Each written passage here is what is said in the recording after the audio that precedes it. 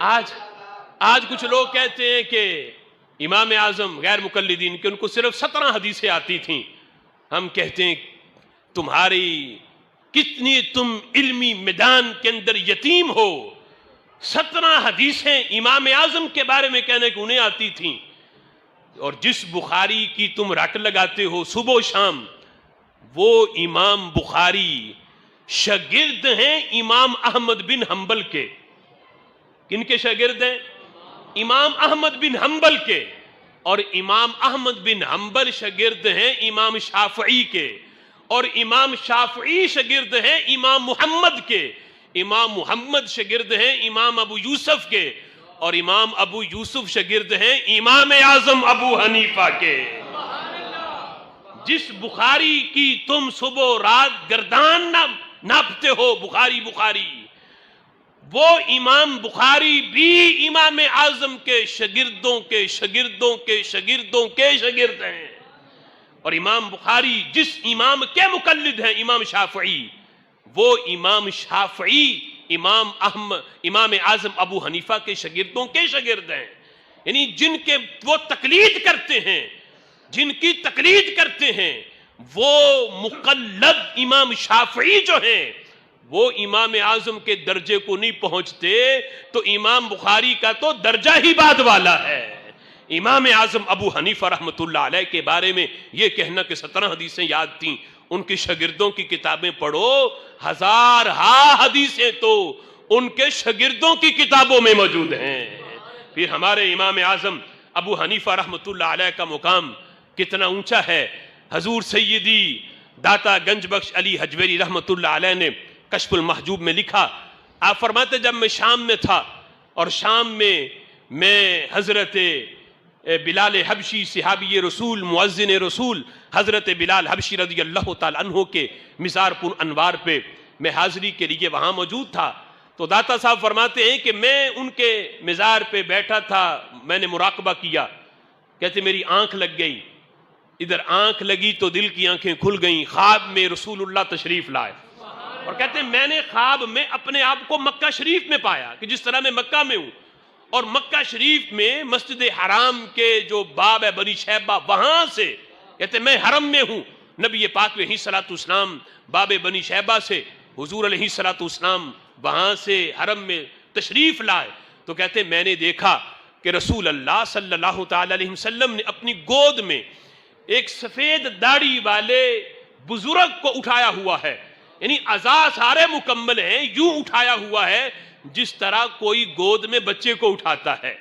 اس طرح نبی پاک علیہ الصلوۃ والسلام نے اٹھایا ہوا ہے، اور یوں اس بزرگ سے حضور پیار کر رہے ہیں جس طرح بچوں سے پیار کیا جاتا ہے.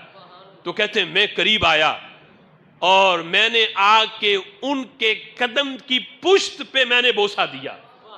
اب آگے چونکہ وہاں جو لفظ لکھے فارسی میں ہے، اور احتمال اس عبارت کا دونوں لحاظ سے ہے کہ داتا صاحب نے رسول اللہ کے قدموں پہ بوسہ دیا، یا جو حضور نے جن کو اٹھایا ہوا تھا ان کی قدموں کے پشت پہ بوسہ دیا. دونوں احتمال ہیں کہ کن کے قدم کو چوما، یہ چومنے والا جانے یا جن کے چومے گئے وہ جانے.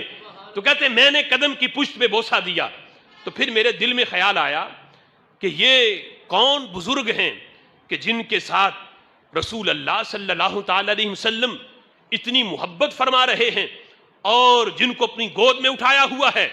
کہتے ہیں میں قریب ہوا کہ میں سوال پوچھوں، لیکن وہ غیب دانا کا جو دلوں میں آنے والی بات بھی جان لیتے ہیں، میرے ذہن کے فلک پہ جو بھی سوال چمکے تو میں نے دیکھا تیرے زمانے کی خاک ان کے جواب تحریر کر چکی تھی. کہتے دل میں میرے ابھی سوال تھا، زبان پہ نہیں آیا، میرے محبوب علیہ الصلوۃ والسلام نے خود ہی اس کا جواب دے دیا. فرمانے لگے اے علی حجویری، این امام تف و اہل دیار تو ابو حنیفہ. اے علی حجویری، یہ تیرا امام بھی ہے اور تیرے علاقے والوں کا امام بھی ہے. تیرا امام بھی ہے اور تیرے دیار میں جتنے لوگ ہیں ان سب کا یہ امام ابو حنیفہ ہے. حضرت امام اعظم ابو حنیفہ رحمۃ اللہ علیہ کے ساتھ حضور سیدی داتا گنج بخش علی حجویری کو جو نسبت ہے اور جو آپ کی محبت ہے، وہ آپ نے اس انداز میں اس واقعہ کو لکھ کے آپ نے اس کا اظہار کیا۔ امام اعظم ابو حنیفہ رحمۃ اللہ علیہ علم کے وہ پہاڑ اور اللہ نے وہ ذہانت آپ کو عطا کی کہ جہاں بڑے بڑے آئمہ اس سوال کے جواب میں اپنے سر جھکا دیتے، امام اعظم ابو حنیفہ رحمۃ اللہ علیہ ایک لمحے میں اس مسئلے کا حل پیش کر دیتے۔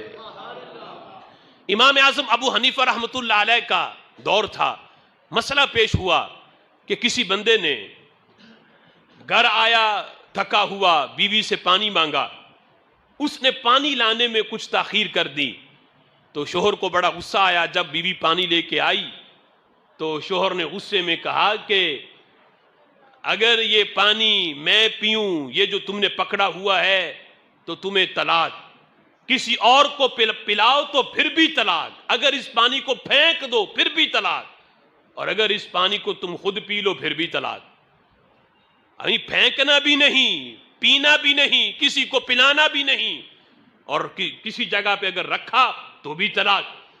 اب جو ہے وہ شوہر کا جب غصہ ٹھنڈا ہوا تو پشیمان ہوا کہ میں کیا کہہ بیٹھا ہوں، اگر اس نے یہ پانی کا گلاس ہاتھ سے رکھا پھر بھی میرے نکاح سے گئی، اگر یہ ہے کہ میں پیتا ہوں پھر بھی معاملہ وہی ہے، کسی کو پلاتی ہے پھر بھی معاملہ وہی ہے، پھینک دیتی ہے پھر بھی طلاق ہے۔ تو وہ شوہر گھر سے نکلا، آیا امام اعظم ابو حنیفہ کی بارگاہ میں، یعنی وہ مسئلہ کہ جس کو وہ بندہ سمجھ رہا تھا کہ یہ بڑا میں نے تو سارے دروازے ہی بند کر دیے، لیکن جب امام صاحب کے پاس آ کے مسئلہ بتایا، فرمایا تو نے سارے بند نہیں کیے، ایک ابھی بھی کھلا رکھا ہے۔ دیکھو امام اعظم رحمت اللہ علیہ کی فقاہت۔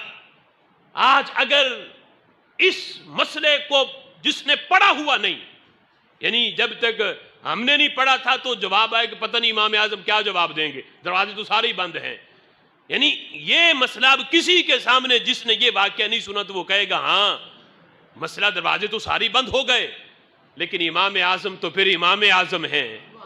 آپ فرماتے ہیں دروازہ ایک کھلا ہے، وہ کون سا؟ فرمایا کوئی کپڑا لے کے اس گلاس کے اندر ڈبو دو، وہ سارا پانی کپڑا چوس لے گا اور بعد میں کپڑے کو خشک کر دینا، یہ دروازہ ایسا ہے جو اس کے شوہر نے بند نہیں کیا تھا، پانی گلاس سے چلا بھی جائے گا، بیوی طلاق سے بچ جائے گی۔ ہمیں یہاں کسی کی جہاں سوچ نہیں جاتی، اب نہ پھینکا ہے، نہ رکھا ہے، نہ پلایا ہے کسی کو، نہ خود پیا ہے، پانی کپڑے نے چوسا ہے اور بعد میں دھوپ نے اسے خشک کر دیا ہے۔ فرمایا یہ فقاہت ہے امام اعظم کی، جو اس دور کے بڑے بڑے امام جس مسئلے کو حل نہ کریں، امام اعظم ابو حنیفہ رحمۃ اللہ علیہ کی سوچ اس مسئلے کو حل کر دیتی ہے۔